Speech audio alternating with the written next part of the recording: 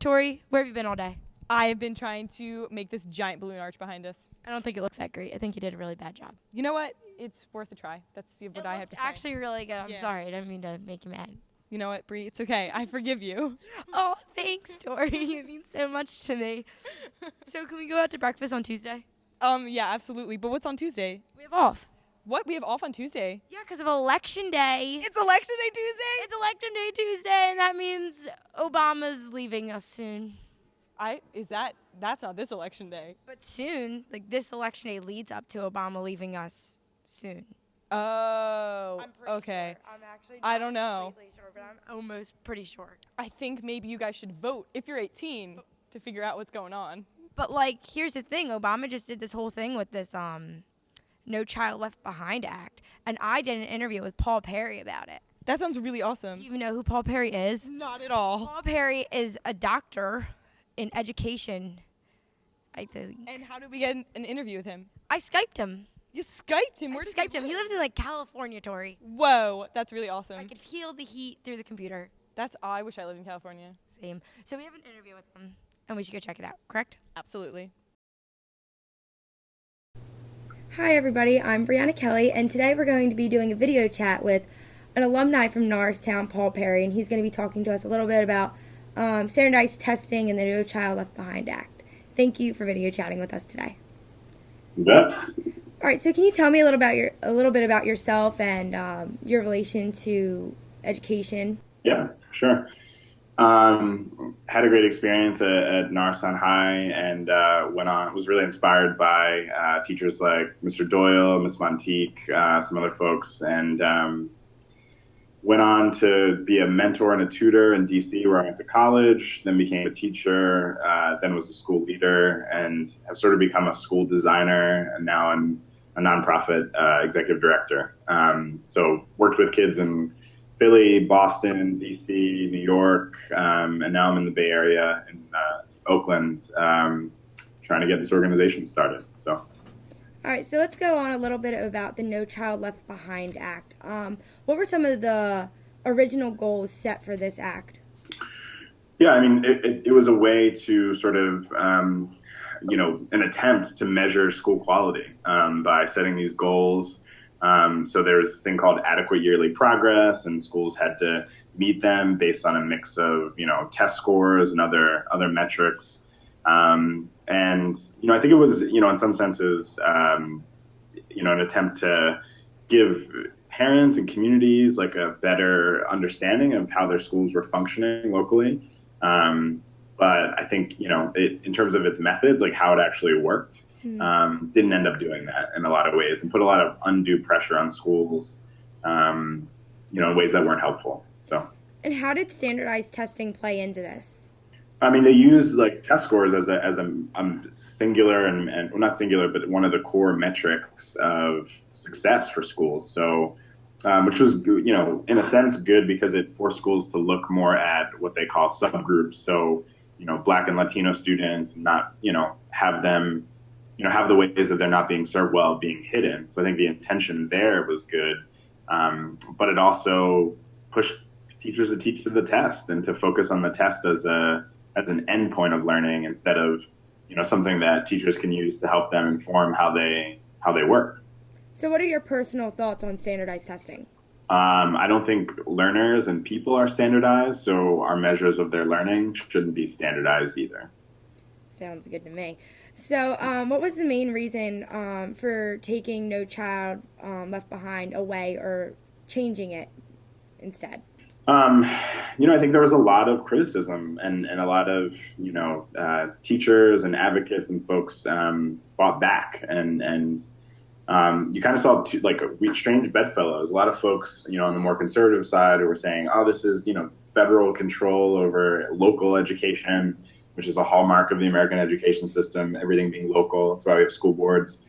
They kind of joined up with folks on the left who are more, teachers unions and folks on the ground who said, we don't like this either, and this isn't working for teaching and learning. And you saw a backlash. And people started thinking about other ways of assessing student performance and the health of schools, and that's why people are starting to rethink it. So. I know we've been talking a lot about the negative part of this act. What were some of the positive parts that they should probably keep going forward with this? I mean, I think it was smart to, look at, I mean, just the name itself, right? No Child Left Behind. It's kind of like, it's essentially stolen from the Children's Defense Fund, right? Which is a longtime civil rights organization that, their motto, I think, has been leave no child behind. So they just kind of flipped it. So from a political sense, it's actually brilliant that the conservatives took that, which is basically a very progressive liberal standpoint, and turned it into their, the phrasing for their core education policy. But I mean, I think the principle of like, let's really get into understanding how, Black and Latino students specifically are faring in schools is a good one and an important one. So we should keep that. But I think we don't need to hit it with a hammer. We need to be more like surgical and specific about how we're understanding how those groups are doing, and really how all kids are doing. So that's one good thing. And I think to the extent that it can lead to more federal support for schools, I think that's good. But like the oversight and sort of accountability thing has been proven not to work over the past like 30 years. Yeah, so it's more of like the standardized testing side that wants to be taken away, correct? Or limited? Yeah, like I don't know if it's the best job for the federal government to be assessing at that level. Mm-hmm. Like I think they have to give folks at the local level more capacity to do good work, before or even in lieu of assessing through standardized tests. So. And so how would they limit the standardized testing? Like, what would they do? Like, what would some of the acts be? Well, the Obama administration's already proposed, I think just last week, or maybe it was early this week, having only 3 principles, having high quality tests, so tests that are worth taking. What that means, I don't really know. I don't think they've figured it out either. Having testing be less than 2% of folks' classroom time, which, that's a pretty random number, but, it's better than 5% or 10%. And then I think the third principle being, sort of blanking on it right now, but I think it's something around limiting test prep, actually, which is the other third principle. I think those are good principles. I think they're a start, but it doesn't really get to like the heart of teaching and learning. It doesn't make Mr. Doyle like have him have more tools or capacity. He's already a great teacher, but it doesn't quite, build him up to be the best, that he can be. So, what do you think some of the better aspects of teachers would be, of them teaching? Well, I mean, that's the other thing. It's not all about teachers, right? Like, it's helpful if, like, kids are coming to school with the glasses they need to see the board, if schools are completely redesigned so they're not these, like, prison-like boxes that we send kids to, or they have to march around all day on a schedule. It's helpful if, they're not hungry or their families have jobs and things like that. I think a lot of those things, and I've traveled the world looking at different education systems, I think those things, actually make school easier and better for kids. And I think there are other ways that we can make teaching and learning more exciting and engaging, for sure. But both, I think, need to happen. So. Okay. And now back to the test a little bit. What are some of the positive aspects of the test, of standardized testing? I mean, I think they're like kind of few and far between, to be honest. I mean, let me think about this and try and give a good answer. I guess, I think it's good to hold people accountable, right? I think there are a lot of, folks out there who think that if they just like show up every day and clock in and clock out, and this is teachers, mechanics, all types of jobs, that they've like done their job, and that's not right. So the principle of like, we're going to make sure that like students are learning and like find a way to verify that and that they're growing and developing, and not just assume that they are because you show up every day. That's a good principle. I think how you do it is critical. So the person doesn't feel like they're looking over their shoulder, or students don't feel like they're constantly being tested. I think that's where the rubber meets the road, and we need to get really specific and really creative. But I think that's a good principle, holding people accountable for results. Yeah. So how does standardized testing affect our education? I think it reduces it. I think when you make it the goal, or you make it the mission to like do well on this thing, everyone's going to focus on that thing, and it narrows it. It reduces it and it narrows it. And I think there's got to be other ways, smaller ways, to build in some of the things that are inside those tests. You can check a student's vocabulary in a number of different ways. You can check their ability to write in a number of different ways inside of a broader learning experience. You see a lot of stuff in project-based learning where like there's pieces of projects that effectively do the same thing that standardized tests do, but within a larger, more engaging, learning experience for students. I think that's the way we need to think about it moving forward. Of course. And so when the testing is taken away or limited, how will it affect the classroom? I know it's going down to 2%, you said. How will that affect the classroom setting and learning? I think it can be good. I think it can open up a lot of time for other pursuits, and allow teachers to think more broadly about,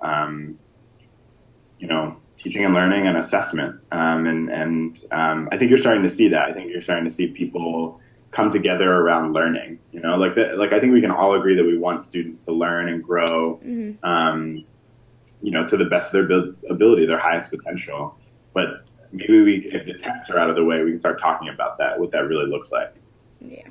So, being an alumni of Norristown, you know how Norristown works with their teaching and learning. How do you think limiting these tests will affect Norristown? I mean, it's been a while since I was in the classroom in Norristown, but I don't know. I mean, my hope for Norristown is that it's able to use this opportunity to take advantage of its diversity. I think that's the best thing that I love about Norristown is just growing up with people from all over the world, essentially, and we should spend more time learning about each other. That was the greatest gift that I had leaving Norristown.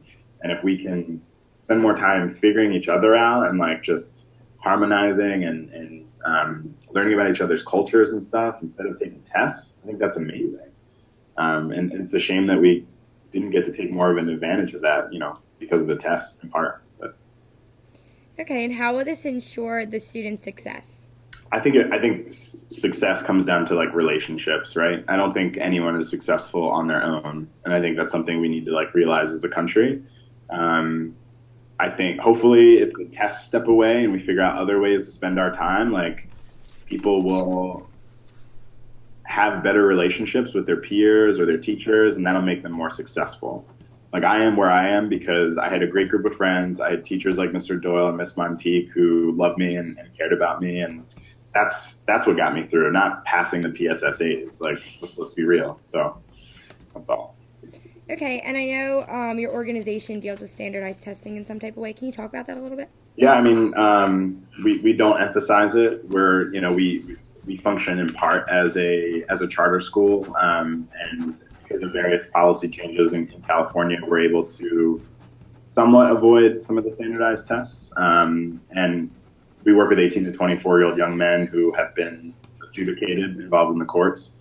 So they haven't felt successful in traditional education settings, so we don't really emphasize standardized tests, only if they absolutely need it to get a job or, into a future education option. Cool. So how can people support your foundation? Oh, man.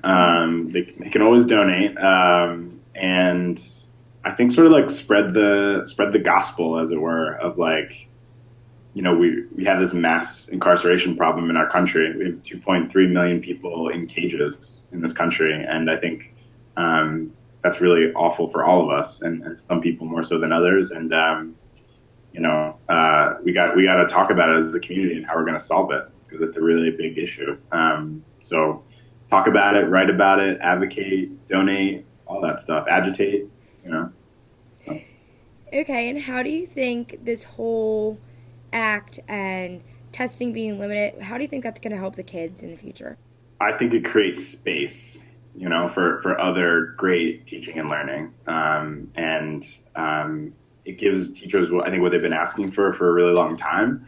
The question is, what are they going to do with it? How are they going to change? It's easy to say no to something, right? Mm-hmm. We no to standardized testing, no to, all the structures that make education suck as it does sometimes.